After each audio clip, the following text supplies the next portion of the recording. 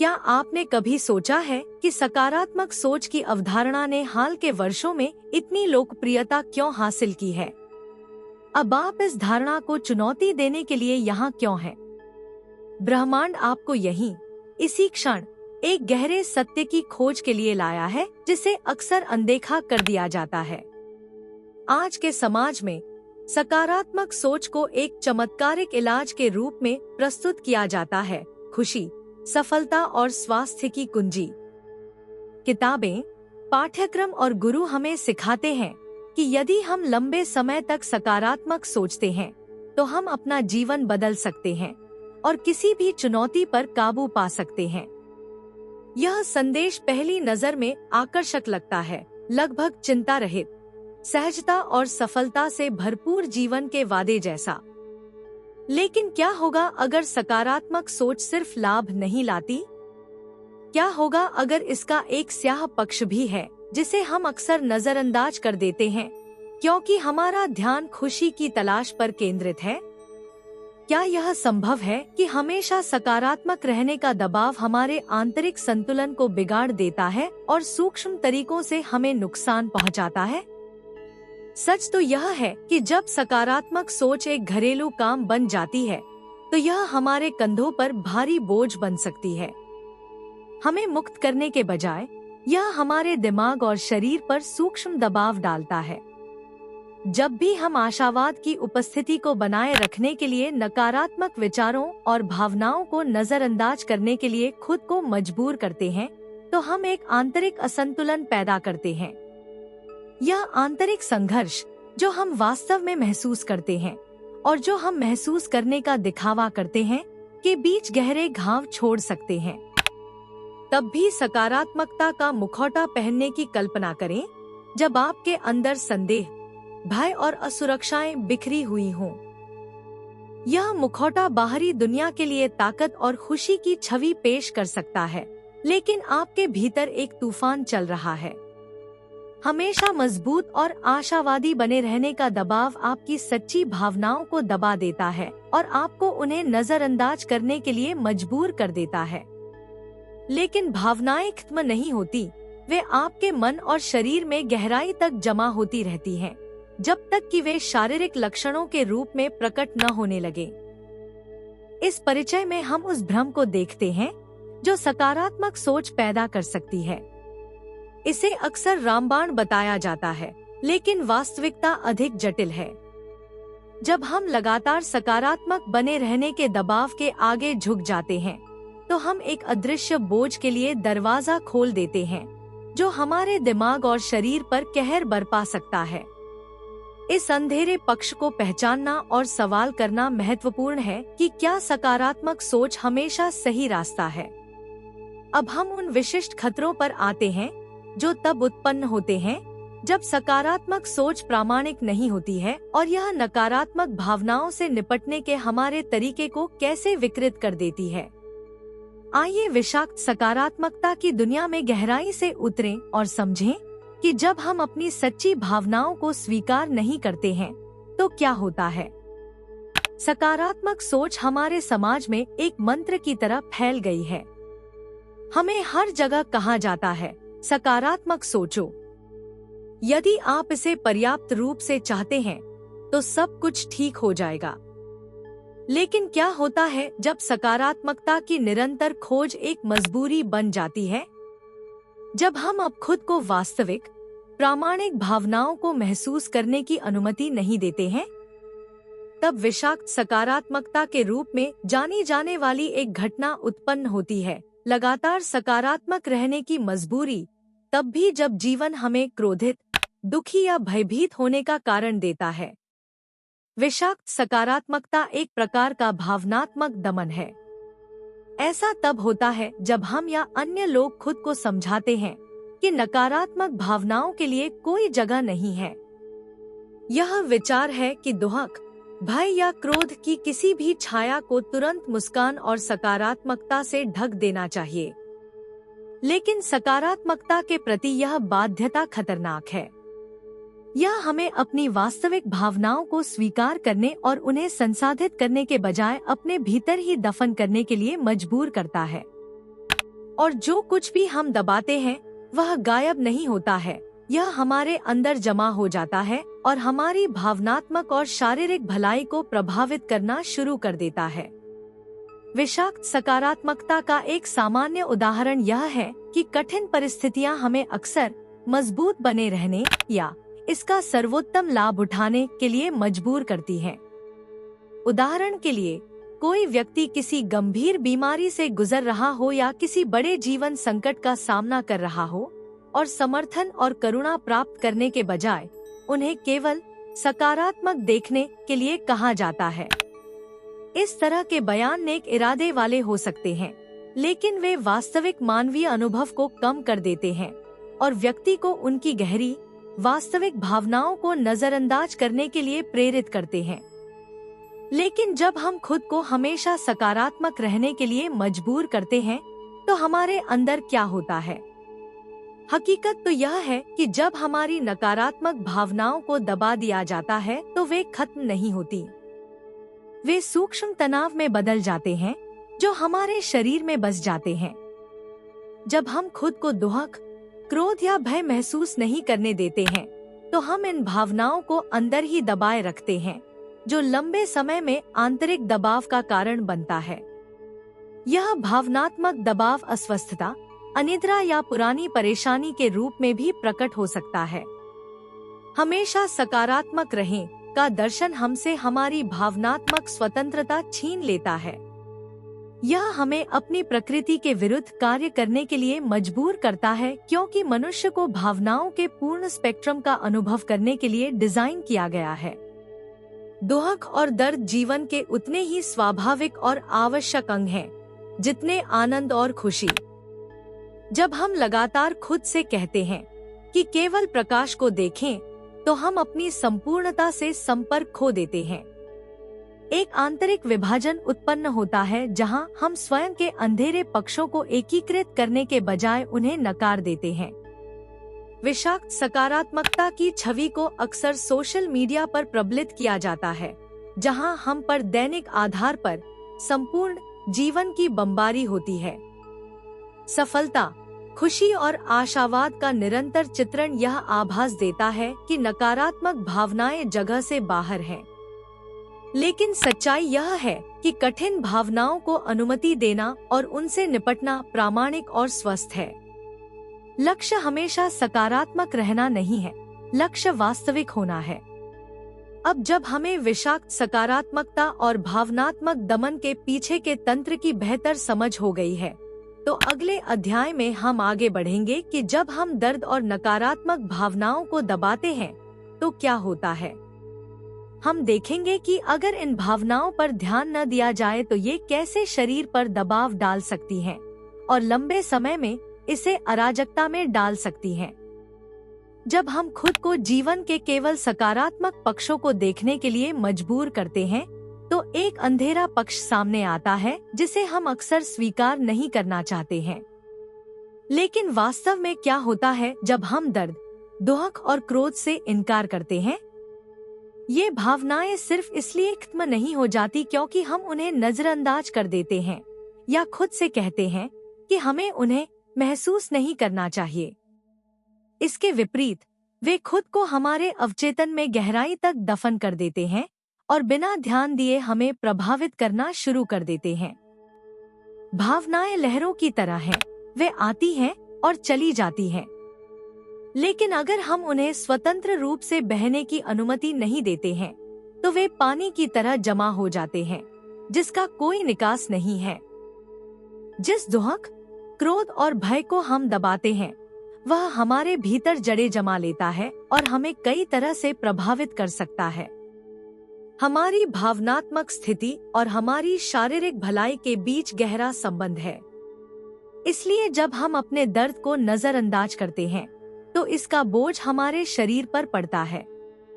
प्रसिद्ध मनोविश्लेषक कार्ल जंग ने एक बार कहा था, आप जिसे दबाते हैं वह आपका भाग्य बन जाता है। ये शब्द सटीक रूप से संक्षेप में बताते हैं कि दमित भावनाएं हमारे जीवन को सचेत रूप से महसूस किए बिना कैसे नियंत्रित कर सकती हैं। जब आप लगातार नकारात्मक भावनाओं से बचते हैं, जब आप खुद को दुखी होने या क्रोध महसूस करने की अनुमति नहीं देते हैं, तो आप अक्सर इन आंतरिक दबावों की भरपाई के लिए अन्य तरीके ढूंढते हैं। यह तनाव भावनात्मक, खानपान या यहाँ तक कि शारीरिक शिकायतों के प्रति अस्वास्थ्यकर दृष्टिकोण में प्रकट हो सकता है। मानव शरीर एक आकर्षक बर्तन है जो न केवल भौतिक बल्कि भावनात्मक जानकारी भी संग्रहित करता है। जब आप डर या दर्द महसूस करते हैं और इन भावनाओं पर कार्रवाई नहीं करते हैं, तो वे अपनी छाप छोड़ देते हैं आपकी मांसपेशियों के ऊतकों में, आपके पाचन में, आपकी नींद के पैटर्न में। क्रोनिक सिरदर्द, पेट की समस्याएं या पीठ में तनाव अक्सर आपके द्वारा उठाए गए भावनात्मक बोझ का प्रत्यक्ष परिणाम हो सकता है। एक विशिष्ट उदाहरण दीर्घकालिक तनाव के प्रति शारीरिक प्रतिक्रिया है। जब आप बार बार खुद को सकारात्मक सोचने के लिए मजबूर करते हैं और अपनी सच्ची भावनाओं को नजरअंदाज करते हैं, तो आपका शरीर कोर्टिसोल जैसे तनाव हार्मोन जारी करता है। यह हार्मोन शरीर को अल्पावधि में तनाव से निपटने में मदद करता है, लेकिन जब तनाव लंबे समय तक बना रहता है, जैसा कि तब होता है जब आप लगातार अपनी सच्ची भावनाओं से लड़ते हैं, यह शरीर पर स्थायी तनाव का कारण बनता है। आपकी प्रतिरक्षा प्रणाली कमजोर हो जाती है और आप बीमारी के प्रति अधिक संवेदनशील हो जाते हैं। भावनाओं और शारीरिक स्वास्थ्य के बीच का यह संबंध मनोदैहिक विज्ञान में भी गहराई से निहित है। बहुत से लोग जो वर्षों तक अपनी सच्ची भावनाओं को दबाते रहते हैं, उनमें शारीरिक बीमारियां विकसित हो जाती हैं, जिनका कोई स्पष्ट चिकित्सीय कारण नहीं होता है। ये माइग्रेन, पुराना पीठ दर्द या गैस्ट्रोइंटेस्टाइनल समस्याएं हो सकती हैं। जब मन की बात नहीं सुनी जाती तो शरीर बोलता है। दमित भावनाओं के परिणामों का एक शक्तिशाली उदाहरण स्वोपचार के अग्रणी और हील योर बॉडी पुस्तक के लेखक लुईस हे की कहानी में पाया जा सकता है। उसने माना कि उसकी अपनी कई शारीरिक बीमारियां अनसुलझे भावनात्मक संघर्षों से संबंधित थी। जब उसने अपनी सच्ची भावनाओं को स्वीकार करना और ठीक करना शुरू किया, तो उसकी शारीरिक सेहत में भी सुधार हुआ। यह कहानी हमें दिखाती है कि भावनात्मक स्तर पर उपचार अक्सर शारीरिक स्तर पर भी उपचार लाता है। लेकिन समाधान क्या है? दर्द और उदासी को नजरअंदाज करने के बजाय हमें इन भावनाओं को अनुमति देना और संसाधित करना सीखना चाहिए। दुखी होना ठीक है, गुस्सा होना ठीक है। ये भावनाएं मानवीय अनुभव का हिस्सा हैं, और केवल जब हम उन्हें स्वीकार करते हैं, तभी हम वास्तव में उन्हें जाने दे सकते हैं। दर्द को नकारना हमें एक मृत अंत की ओर ले जाता है, जबकि सचेत रूप से नकारात्मक भावनाओं का अनुभव करना सच्चे उपचार का मार्ग है। अगले अध्याय में हम देखेंगे कि कैसे हमेशा आशावादी रहने का दबाव शरीर को लंबे समय तक तनाव में रखता है, और यह कैसे लंबे समय में जलन और थकावट का कारण बन सकता है। अब आइए जबरन आशावाद के प्रभावों और तनाव से इसके संबंध के बारे में गहराई से जानें।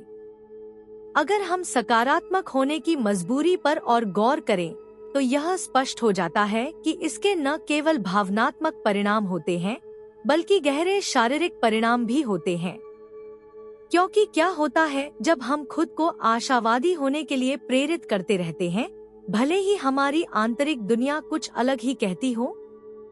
एक निरंतर आंतरिक संघर्ष उत्पन्न होता है, जो हमारे शरीर पर तनाव बढ़ाता है।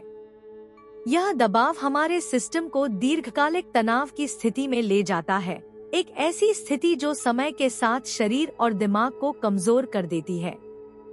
आशावाद को अक्सर सभी समस्याओं के लिए रामबाण माना जाता है, लेकिन जबरन आशावाद, यह अपेक्षा कि आपको हमेशा अच्छे मूड में रहना है, तब भी जब आप अंदर से पीड़ित हो, पूरी तरह से एक अलग बात है।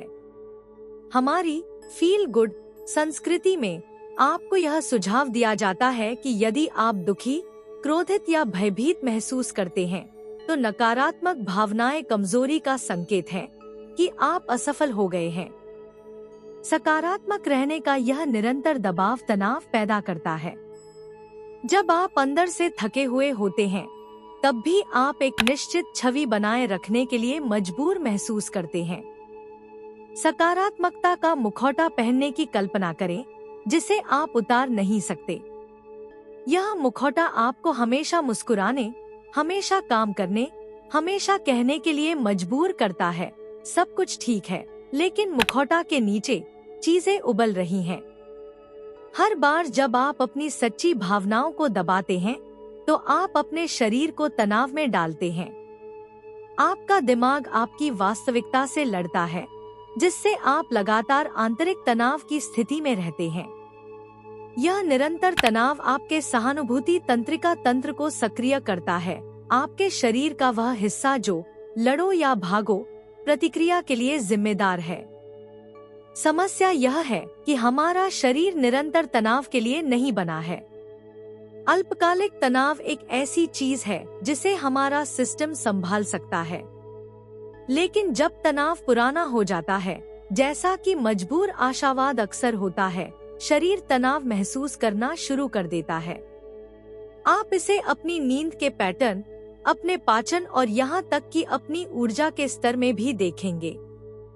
आपका शरीर अलर्ट पर रहता है और इससे आपकी ऊर्जा का भंडार खत्म हो जाता है। आप देख सकते हैं कि आप अधिक जल्दी थक जाते हैं, कम आराम महसूस करते हैं या अधिक बार बीमार पड़ते हैं। लंबी अवधि में यह आंतरिक दबाव बर्नआउट की स्थिति की ओर ले जाता है। बर्नआउट न केवल अधिक काम करने से आता है, बल्कि हमारे द्वारा खुद पर डाले गए भावनात्मक दबाव से भी होता है। हमेशा सकारात्मक रहने का दबाव मानसिक थकान पैदा करता है, जिसका असर आपके शरीर पर पड़ता है। आप अंदर से खालीपन महसूस करते हैं, थके हुए महसूस करते हैं और जीवन की मांगों का सामना करने में असमर्थ महसूस करते हैं। यह स्थिति इसलिए होती है क्योंकि आप अपनी भावनाओं को स्वीकार करने और उन्हें जगह देने के बजाय उनसे लड़ते हैं। जबरन आशावाद के साथ एक और समस्या यह है कि यह अक्सर हमें वास्तविक समस्याओं को नजरअंदाज करने का कारण बनता है। यदि आप कभी भी केवल सकारात्मक ही देखते हैं, तो अंततः आप अप्रिय वास्तविकताओं को नकारना शुरू कर देंगे। लेकिन समस्याओं को नजरअंदाज करने से उनका समाधान नहीं होता। इसके विपरीत, यह उन्हें तब तक बढ़ता रहता है जब तक कि वे इतने बड़े नहीं हो जाते कि उन्हें प्रबंधित नहीं किया जा सके। हर चीज को अच्छा के रूप में देखने की लगातार कोशिश आपको वास्तविक समाधान खोजने और अपने जीवन में आवश्यक बदलाव करने से रोकती है। निरंतर सकारात्मकता के लिए यह आंतरिक लड़ाई दीर्घावधि में अधिक गंभीर स्वास्थ्य समस्याओं को जन्म दे सकती है।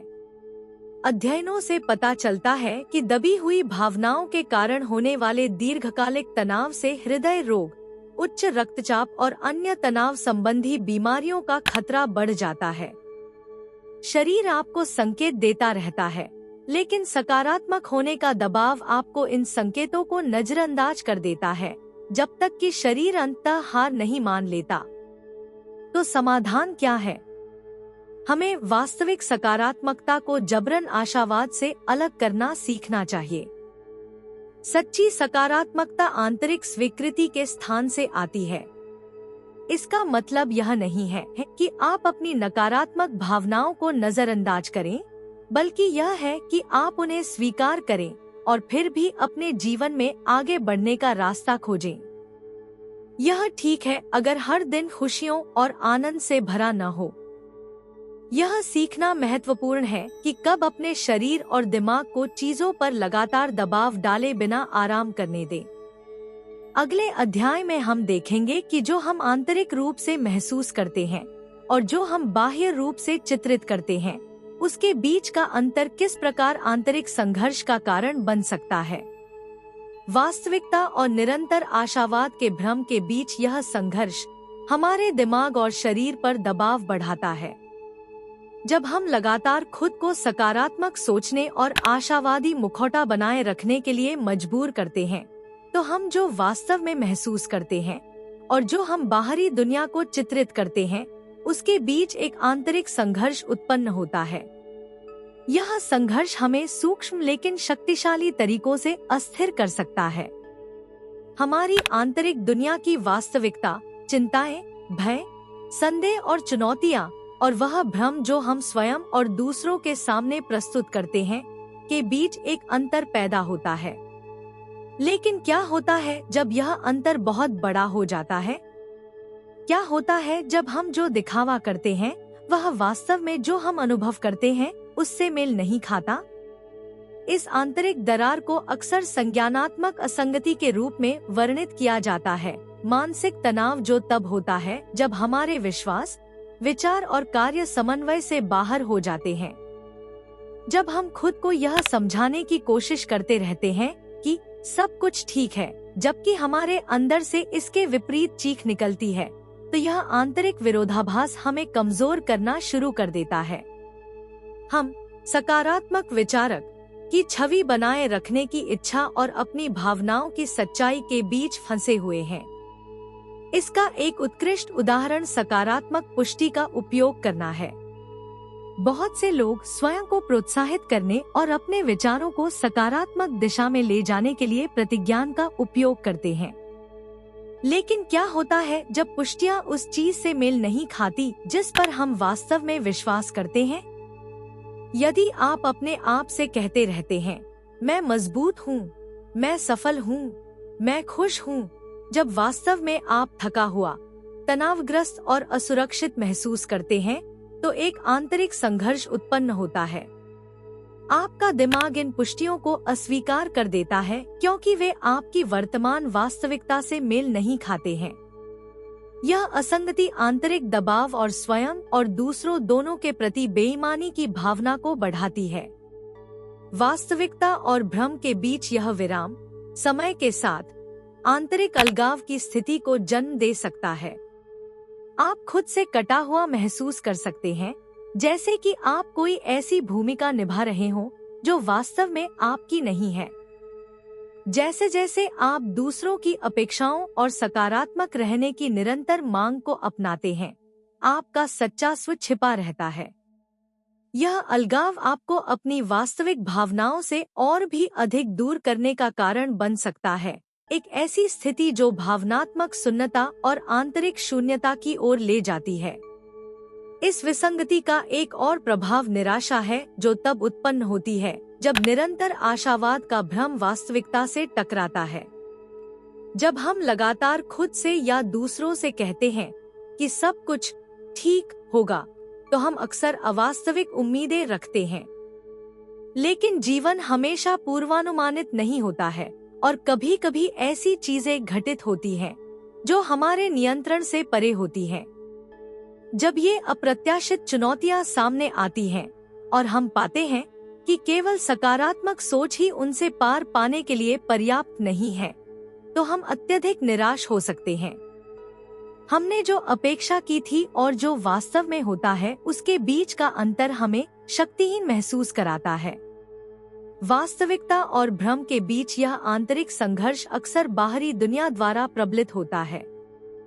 सोशल मीडिया, जहां अन्य लोगों का जीवन अक्सर आदर्श लगता है, इस तथ्य में योगदान देता है कि हम लगातार आशावादी और सफल दिखने के लिए दबाव महसूस करते हैं।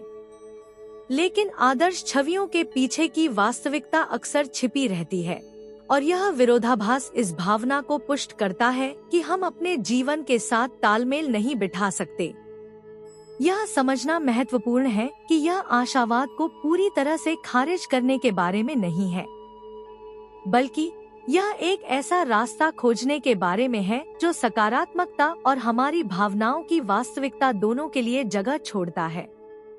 सच्ची सकारात्मकता हमारी आंतरिक दुनिया को नकारने से नहीं आती है, बल्कि हमारी भावनाओं, सकारात्मक और नकारात्मक दोनों को स्वीकार करने और उन्हें हमारे जीवन में एकीकृत करने की क्षमता से आती है। कुंजी प्रामाणिकता है। अपने और दूसरों के प्रति ईमानदार रहकर हम सच्चे कल्याण की नींव बनाते हैं। हमेशा मजबूत या खुश न रहना ठीक है। कठिन समय में असुरक्षित महसूस करना, डर होना या संघर्ष करना ठीक है। दिखावा बनाए रखने के बजाय इस वास्तविकता को स्वीकार करके हम खुद को मानसिक, भावनात्मक और शारीरिक रूप से सही मायने में ठीक होने की अनुमति देते हैं। अगले अध्याय में हम जबरन आशावाद के दबाव के भौतिक प्रभावों के बारे में गहराई से जानेंगे। हम देखेंगे कि यह आंतरिक संघर्ष शरीर को कैसे प्रभावित करता है और दीर्घकालिक तनाव के लक्षणों को जन्म दे सकता है। यदि हम वास्तविकता और भ्रम के बीच आंतरिक संघर्ष में गहराई से उतरते हैं, तो यह तुरंत स्पष्ट हो जाता है कि यह सिर्फ हमारे दिमाग पर बोझ नहीं डालता है। दबी हुई भावनाएं, विशेष रूप से वे जो जबरन आशावाद से ढकी होती हैं, शरीर पर गहरे निशान छोड़ जाती है। हमारी भावनात्मक भलाई और हमारी शारीरिक भलाई एक दूसरे से अटूट रूप से जुड़ी हुई हैं। जो हम महसूस नहीं करना चाहते हैं, वह अक्सर शारीरिक परेशानी के रूप में प्रकट होती है। लेकिन यह दबा हुआ भावनात्मक दबाव वास्तव में हमारे शरीर को कैसे प्रभावित करता है? जब आप लगातार खुद को सकारात्मक सोचने के लिए मजबूर करते हैं और अपनी सच्ची भावनाओं को नजरअंदाज करते हैं, तो आप अपने शरीर को लगातार तनाव की स्थिति में रखते हैं। शरीर सतर्क है क्योंकि यह दबी हुई भावनाओं को संसाधित नहीं कर सकता है। दुहक, क्रोध या भय जैसी नकारात्मक भावनाएं मानव अस्तित्व के प्रति स्वाभाविक प्रतिक्रियाएं हैं। वे बुरे या गलत नहीं हैं। इसके विपरीत, वे एक उद्देश्य की पूर्ति करते हैं। वे हमें तब दिखाते हैं जब हमारे जीवन में कुछ संतुलन से बाहर हो जाता है। लेकिन जब हम इन भावनाओं को दबाते हैं, तो वे आंतरिक दबाव पैदा करते हैं जो अक्सर शारीरिक लक्षणों के रूप में बाहर की ओर धकेलता है। इस संदर्भ में एक केंद्रीय घटना दीर्घकालिक तनाव है। जब हम अपनी सच्ची भावनाओं को नजरअंदाज करते हैं और इसके बजाय खुद को सकारात्मक बने रहने के लिए मजबूर करते हैं, तो यह हमारे तंत्रिका तंत्र को लगातार तनाव की स्थिति में रखता है। सहानुभूति तंत्रिका तंत्र, जो लड़ो या भागो प्रतिक्रिया के लिए जिम्मेदार है, सक्रिय रहता है। मुख्य तनाव हार्मोन कोर्टिसोल लगातार जारी होता है, जो शरीर पर विनाशकारी दीर्घकालिक प्रभाव डाल सकता है। रक्तचाप बढ़ जाता है, प्रतिरक्षा प्रणाली कमजोर हो जाती है और सूजन प्रक्रियाओं को बढ़ावा मिलता है। इसका एक अच्छा उदाहरण पुरानी बीमारियों का विकास है। अध्ययनों से पता चला है कि जो लोग लंबे समय तक तनाव और दमित भावनाओं का अनुभव करते हैं, उनमें हृदय रोग, उच्च रक्तचाप, गैस्ट्रोइंटेस्टाइनल विकार या यहाँ तक कि ऑटोइम्यून बीमारियों से पीड़ित होने का खतरा अधिक होता है। शरीर बार बार संकेत भेजकर अनसुलझे आंतरिक संघर्षों पर प्रतिक्रिया करता है। दर्द, थकान, पाचन समस्याएं। ये लक्षण अक्सर उस चीज की अभिव्यक्ति होते हैं जिसे आंतरिक रूप से संसाधित नहीं किया गया है। एक अन्य क्षेत्र जिसमें दबी हुई भावनाएं ध्यान देने योग्य हो जाती हैं, वह है मांसपेशियों में तनाव। जो भावनाएं व्यक्त नहीं की जाती, वे अक्सर शरीर में जमा हो जाती हैं, विशेषकर गर्दन, कंधे या पीठ जैसे क्षेत्रों में।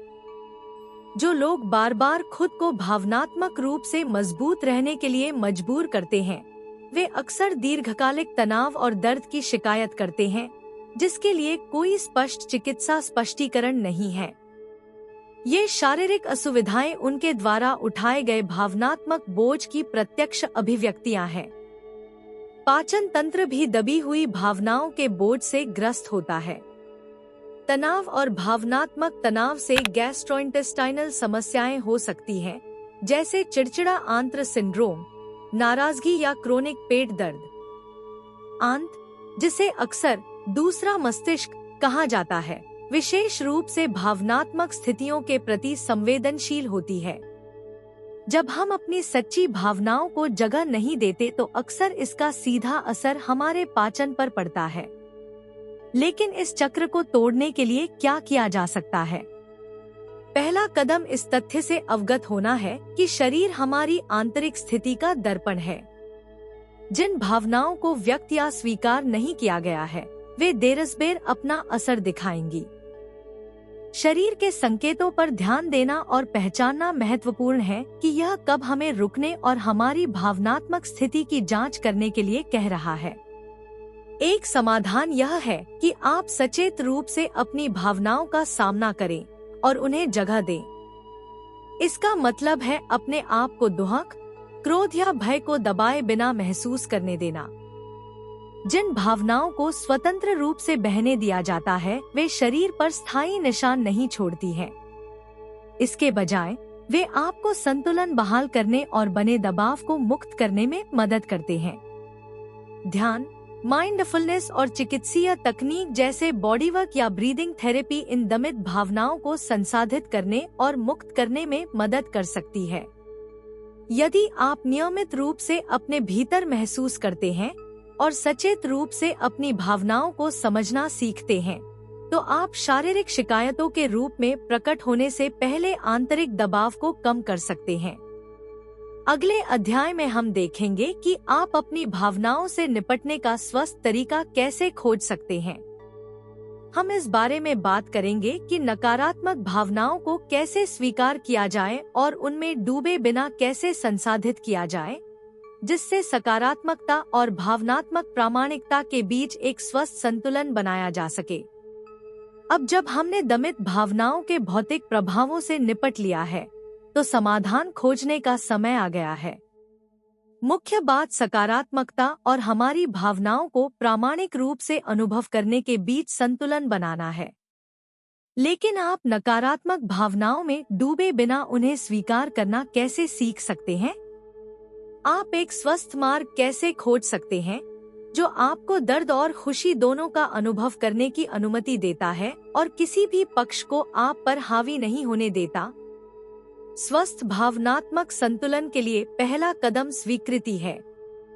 हम एक ऐसी दुनिया में रहते हैं जो अक्सर हमें अप्रिय भावनाओं को दबाने या उन्हें सब कुछ ठीक हो जाएगा के मुखौटे के पीछे छिपाने के लिए प्रोत्साहित करती है। लेकिन भावनाओं को नकारने या दबाने से वे हमारे अंदर बसने लगती हैं और अंततः फूट जाती हैं।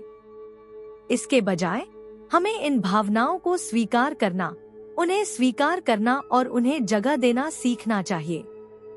स्वीकृति का मतलब आपकी नकारात्मक भावनाओं को मंजूरी देना नहीं है, बल्कि उनसे लड़े बिना उन्हें वहीं रहने देना है। इस स्वीकृति का अभ्यास करने का एक शक्तिशाली तरीका माइंडफुलनेस है। अपने भीतर महसूस करके और अपनी भावनाओं पर ध्यान दिए बिना आप उन्हें प्रवाहित होने के लिए आवश्यक स्थान देते हैं। अपनी भावनाओं से वैसे ही निपटे जैसे वे हैं। महसूस करें कि भावनाएं आपके शरीर में कहाँ दिखाई देती हैं। शायद आपकी छाती में जकड़न, आपके पेट में गांठ या आपकी गर्दन में तनाव। उनसे तुरंत छुटकारा पाने की इच्छा किए बिना उनका निरीक्षण करें। यह सचेतनता आपको इससे अभिभूत हुए बिना अपने भीतर की भावनात्मक अराजकता को सुलझाने की अनुमति देती है। एक और महत्वपूर्ण कदम है अपने प्रति करुणा विकसित करना। हम में से कई लोगों को अपने प्रति कठोर होने के लिए प्रशिक्षित किया जाता है। यदि हम लगातार सकारात्मक या मजबूत नहीं हैं, तो हमें अक्सर ऐसा लगता है कि हम असफल हो रहे हैं। लेकिन करुणा का मतलब है खुद को इंसान बनने की इजाजत देना। कमजोरी दिखाना, दुखी होना या डर होना ठीक है। ये भावनाएं आपको कम मूल्यवान नहीं बनाती, वे आपको प्रामाणिक बनाती हैं। अपने प्रति दया रखने का मतलब है कि इन क्षणों में अपने आप से उसी तरह व्यवहार करें जैसे आप एक अच्छे दोस्त के साथ करते हैं, समझ और दयालुता के साथ। भावनाओं को संसाधित करने का दूसरा तरीका रचनात्मक अभिव्यक्ति है। जो भावनाएं शब्दों में व्यक्त नहीं की जा सकती, वे अक्सर रचनात्मक गतिविधियों में अभिव्यक्ति पाती हैं। लेखन, पेंटिंग, संगीत या नृत्य, ये सभी आपकी भावनाओं को प्रदर्शित करने के तरीके हैं। जब आपकी आंतरिक स्थिति का वर्णन करने के लिए शब्द पर्याप्त नहीं होते हैं, तो रचनात्मक अभिव्यक्ति आपके भीतर जो निष्क्रिय है उसे बाहरी दुनिया में लाने का एक मुक्तिदायक तरीका हो सकता है। यह स्वस्थ संबंधों के माध्यम से भावनात्मक संतुलन को बढ़ावा देने में भी सहायक है। कभी कभी हमें यह बताए बिना कि हमें कैसा महसूस करना चाहिए, सुनने के लिए किसी की जरूरत होती है। एक सहायक समुदाय में चाहे वह दोस्त हो, परिवार हो या कोई चिकित्सक हो। हम निर्णय के डर के बिना अपनी भावनाओं को अधिक स्वतंत्र रूप से व्यक्त कर सकते हैं। एक सुरक्षित स्थान पर भावनाओं को साझा करना अविश्वसनीय रूप से उपचारकारी हो सकता है। यह हमें याद दिलाता है कि हम अकेले नहीं हैं और हमारे अनुभव, चाहे सकारात्मक हो या नकारात्मक, मानव होने का हिस्सा हैं। भावनाओं को एकीकृत करने की एक अन्य तकनीक श्वास क्रिया है। यदि आप अपनी भावनाओं से अभिभूत महसूस करते हैं, तो सचेत सांस लेने से उन्हें संसाधित करने और शांत करने में मदद मिल सकती है। सांस एक शक्तिशाली उपकरण है जो हमें क्षण में रहने और भावनाओं के प्रवाह को नियंत्रित करने में मदद करता है। गहरी और सचेत रूप से सांस लेकर आप शरीर को आराम की स्थिति में ला सकते हैं और दबी हुई भावनाओं के कारण होने वाले दबाव से राहत पा सकते हैं। इन सभी प्रथाओं का लक्ष्य भावनाओं का अनुभव करने और मन की सकारात्मक स्थिति बनाए रखने के बीच एक स्वस्थ संतुलन बनाना है। यह सभी नकारात्मक भावनाओं से बचने या उन्हें जबरन आशावाद से ढकने के बारे में नहीं है, बल्कि यह मानवीय अनुभव के पूर्ण स्पेक्ट्रम के लिए जगह बनाने और जरूरत पड़ने पर खुद को अंधेरे में रहने की अनुमति देने के बारे में है, जबकि समय सही होने पर प्रकाश में वापस आने का रास्ता ढूंढता है। अपनी भावनाओं में डूबे बिना उन्हें स्वीकार करना सीखकर आप एक अधिक प्रामाणिक आत्म पाएंगे। हमेशा सकारात्मक रहने का दबाव जीवन को उसके सभी पहलुओं में गहराई से स्वीकार करने का मार्ग प्रशस्त करता है। यह संतुलन आंतरिक शांति और दीर्घकालिक कल्याण की कुंजी है, भावनात्मक और शारीरिक दोनों तरह से। अगले अध्याय में हम इसे पूरा करेंगे और अंत में इस बारे में बात करेंगे कि आप अपने दैनिक जीवन में इस संतुलन को कैसे विकसित कर सकते हैं और वास्तविक आशावाद और विषाक्त सकारात्मकता के बीच अंतर करना क्यों महत्वपूर्ण है। जबरन आशावाद के खतरों, दमित भावनाओं के भौतिक प्रभावों और स्वस्थ संतुलन खोजने के तरीकों के माध्यम से हमारी यात्रा के बाद अब हम एक महत्वपूर्ण बिंदु पर आते हैं। इस प्रक्रिया में खुद को खोए बिना हम अपने जीवन में सकारात्मक कैसे हो सकते हैं? हम आशावाद का एक प्रामाणिक रूप कैसे विकसित कर सकते हैं, जो हमें कठिन समय से गुजरने की ताकत देते हुए हमारी सभी भावनाओं को जगह देता है। सकारात्मकता समस्या नहीं है, यह थोपा गया आशावाद है जो हमें नुकसान पहुंचाता है। हमेशा खुश रहने, हमेशा मजबूत रहने, हमेशा अच्छे मूड में रहने का दबाव हमें आंतरिक असंतुलन की ओर ले जाता है। लेकिन अपनी सच्ची भावनाओं को दबाए बिना सकारात्मक रहना संभव है। यह एक ऐसी जगह बनाने के बारे में है जिसमें सकारात्मकता किसी मजबूरी से नहीं, बल्कि गहरे आंतरिक विश्वास से आती है। प्रामाणिक सकारात्मकता आत्मस्वीकृति से शुरू होती है। हर समय खुश न रहना ठीक है। कमजोरी, उदासी, क्रोध और भय का अनुभव करना ठीक है। ये भावनाएं हमें कम मूल्यवान या कम शक्तिशाली नहीं बनाती। वे मानव होने का एक हिस्सा हैं और उन्हें सकारात्मक भावनाओं की तरह ही स्वीकार करने की आवश्यकता है। अपनी सच्ची भावनाओं को दूर धकेलने के बजाय उन्हें महसूस करने की अनुमति देकर आप वास्तविक शांति पा सकते हैं और यही खुशी का असली सार है। स्वस्थ आशावाद कठिन समय में हार न मानने की क्षमता से आता है, लेकिन जो वास्तव में हो रहा है उसे नकारने की क्षमता से भी नहीं आता है। इसका अर्थ है जीवन की चुनौतियों का खुले दिमाग से सामना करना, यह जानना कि आपके पास उन पर काबू पाने की आंतरिक शक्ति है, समस्याओं को नजरअंदाज करके नहीं, बल्कि यह स्वीकार करके कि वे मौजूद हैं और उन पर काबू पाया जा सकता है। वास्तविक आशावाद अंधा नहीं है, बल्कि विश्वास पर आधारित है। जीवन कठिन होने पर भी खुद पर बढ़ने और सीखने की अपनी क्षमता पर भरोसा रखें। बौद्ध मध्यम मार्ग दृष्टिकोण इसका एक अद्भुत उदाहरण प्रदान करता है। यह अत्यधिक भावनाओं से बचने और खुशी और पीड़ा के बीच एक संतुलित रास्ता खोजने के बारे में है। यह दृष्टिकोण हमें सिखाता है कि हम मानवीय अनुभव के दोनों पक्षों, खुशी और दर्द, को स्वीकार करके अपने जीवन को संतुलित कर सकते हैं। इस तरह प्रामाणिक आशावाद हमें इनकार की ओर नहीं, बल्कि जो है उसे स्वीकार करने की ओर ले जाता है, साथ ही आगे की ओर देखने की ओर भी ले जाता है। इस मार्ग पर चलने के लिए एक महत्वपूर्ण तकनीक है सचेतनता। जब आप सचेत रूप से उस क्षण में मौजूद होते हैं, तो आप अपनी भावनाओं से अभिभूत हुए बिना उन्हें नोटिस कर सकते हैं। आप उन्हें पहचानते हैं, लेकिन आप उनके साथ पूरी तरह तादात्म्य नहीं रखते। यह आंतरिक स्वतंत्रता का एक स्थान बनाता है जहां आप चुन सकते हैं कि आप जीवन के प्रति कैसी प्रतिक्रिया देते हैं। माइंडफुलनेस आपको मजबूरी या इनकार की जगह के बजाय शांत और स्पष्टता की जगह से सकारात्मकता विकसित करने की अनुमति देती है। स्वदेखभाल भी एक केंद्रीय भूमिका निभाती है। ऐसी दुनिया में जहां अक्सर हमें हमेशा मजबूत रहने की आवश्यकता होती है, खुद को ब्रेक लेने, समर्थन मांगने और अपनी जरूरतों को सुनने की अनुमति देना महत्वपूर्ण है। यदि आप अपनी जरूरतों को नजरअंदाज करते हैं, तो आप हमेशा दूसरों के लिए मौजूद नहीं रह सकते हैं या एक आदर्श मुखौटा बनाए नहीं रख सकते हैं। आत्म देखभाल का अर्थ है अपनी ऊर्जा को फिर से भरने के लिए समय निकालना, अपने शरीर और दिमाग की देखभाल करना और अपने आप को अपने सभी पहलुओं में खुद होने के लिए जगह देना। एक महत्वपूर्ण अंतिम विचार, आशावाद एक विकल्प है, दायित्व नहीं। ऐसे समय होते हैं जब आप आशावादी होना चुनते हैं, क्योंकि आप सुरंग के अंत में प्रकाश देखते हैं।